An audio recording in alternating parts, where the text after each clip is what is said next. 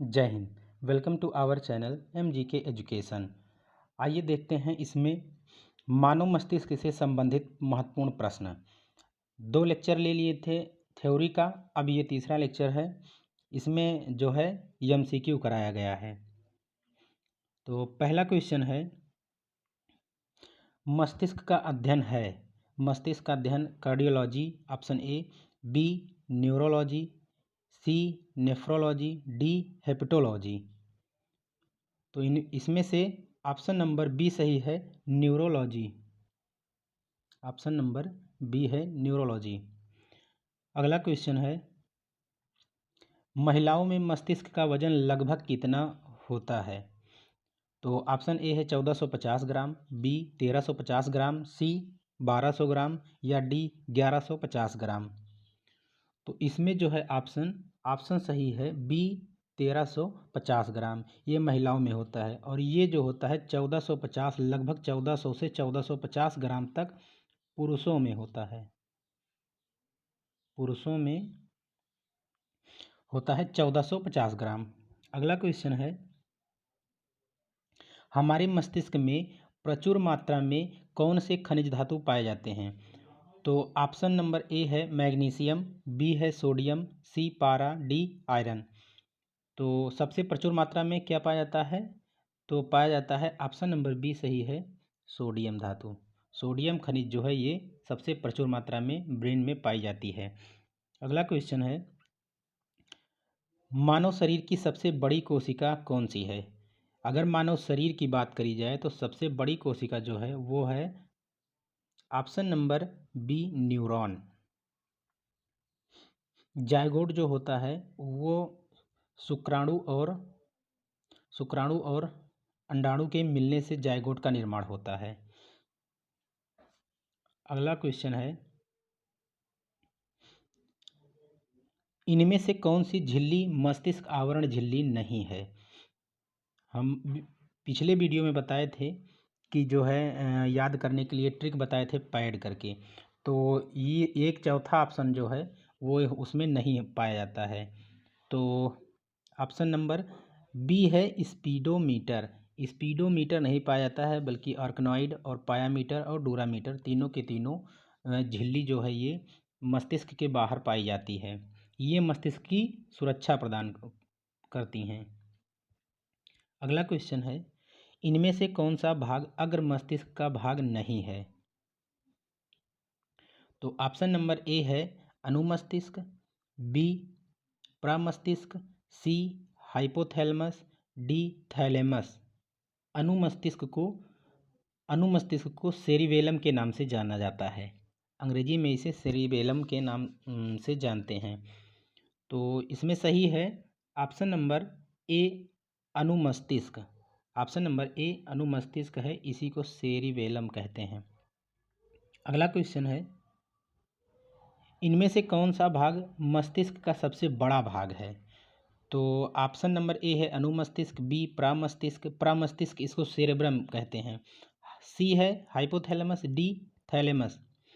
तो इसमें जो सही है वो है ऑप्शन नंबर बी प्रमस्तिष्क। प्रमस्तिष्क इसको क्या कहते हैं? तो इसको कहते हैं सेरेब्रम। सेरेब्रम जो है यह पूरे मस्तिष्क का 2/3 भाग अकेले होता है। 2/3 भाग अकेले होता है। अगला क्वेश्चन है, मस्तिष्क का कौन सा भाग पश्च मस्तिष्क का भाग नहीं है? ये गलत हो गया है,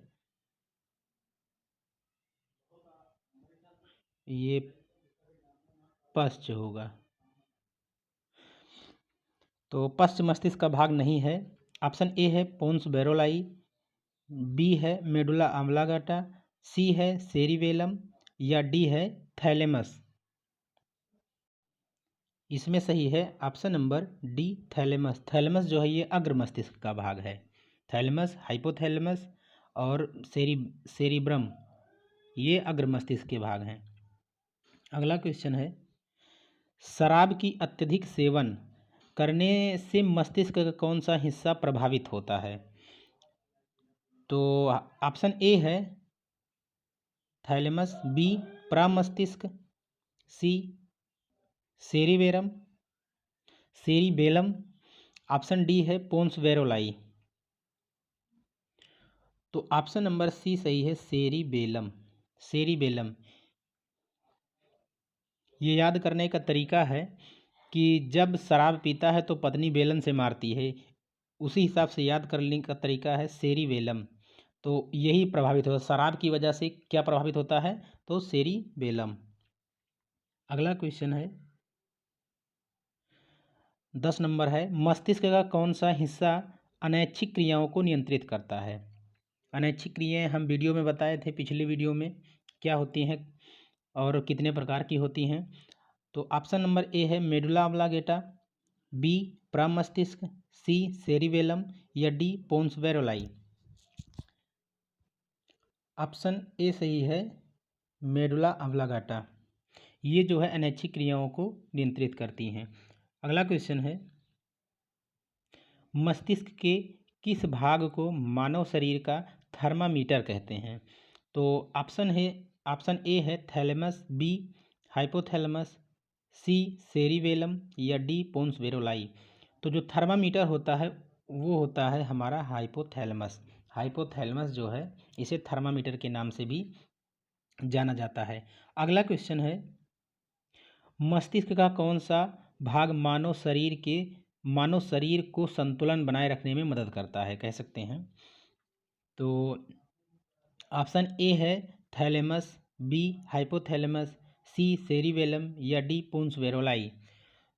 तो जो संतुलन बनाया रखता है, शराब पीने से कौन सा दिक्कत होता है, तो वो होता है सेरिबेलम। तो सेरिबेलम ही संतुलन बनाने में भी मदद करता है। शरीर का संतुलन बनाने में, बोलने का ढंग, ये सब के सब सेरिबेलम ही कंट्रोल करता है। अगला क्वेश्चन है, मानव मस्तिष्क में वृद्धि का केंद्र। ऑप्शन ए है अनुमस्तिष्क, बी सेरेब्रम या सी मेडुला ऑब्लांगेटा, डी इनमें से कोई नहीं। ऑप्शन नंबर सही है इसमें बी सेरेब्रम। अगला क्वेश्चन है, मानव शरीर की किन कोशिकाओं में सबसे कम पुनर्जन्म शक्ति होती है। पुनर्जन्म का मतलब हो गया सेल डिवीजन जो है, ये अपने आप को सबसे कम कौन सी ऐसी सेल है जो मरम्मत कर पाती है। तो मस्तिष्क कोशिकाएं, पेशी कोशिकाएं, अस्थि कोशिकाएं, यकृत कोशिकाएं। तो इसमें जो ऑप्शन सही है वो ऑप्शन सही है ए। मस्तिष्क की कोशिकाएं जो होती हैं वो कम से कम सेल डिवीजन कर पाती हैं, ये सही नहीं हो पाती जल्दी से। अगला क्वेश्चन है, मानव शरीर की किन कोशिकाओं में सबसे अधिक पुनर्जन्म शक्ति होती है। तो ये सबसे ज़्यादा सेल डिवीजन कौन सा अंग है जो करता है या कौन सी कोशिकाएं हैं, तो इसमें ऑप्शन नंबर डी सही है, यकृत कोशिकाएं। यकृत कोशिकाएं ये अपने आप को बहुत जल्दी रिकवर कर लेती हैं, ठीक कर लेती हैं। अगला क्वेश्चन है, मनुष्य में मेरुदंड में कितनी जोड़ी तंत्रिका निकलती है। जो मेरुदंड होता है उसमें कितनी जोड़ी तंत्रिकाएं निकलती हैं। तो ऑप्शन ए है 12, बी 13, सी 31, डी 33। तो ऑप्शन नंबर सी सही है, इसमें 31 जोड़ी जो है तंत्रिकाएं निकलती हैं। अगला क्वेश्चन है, प्रतिवर्ती क्रियाओं का नियंत्रण केंद्र कहाँ पर होता है। प्रतिवर्ती क्रियाएं, ऑप्शन ए है प्रमस्तिष्क, बी अनुमस्तिष्क, सी कशेरुक रज्जु में या फिर डी तंत्रिका कोशिका में। तो ऑप्शन नंबर सी सही है, कशेरुक रज्जु। इसी को मेडुला ऑब्लांगेटा के नाम से जानते हैं, इंग्लिश में मेडुला ऑब्लांगेटा कहते हैं इसको। अगला क्वेश्चन है, थैलेमस किस संवेदी अंग को नियंत्रित नहीं करता। ऑप्शन ए है त्वचा, बी नाक, सी जीभ, डी आँख।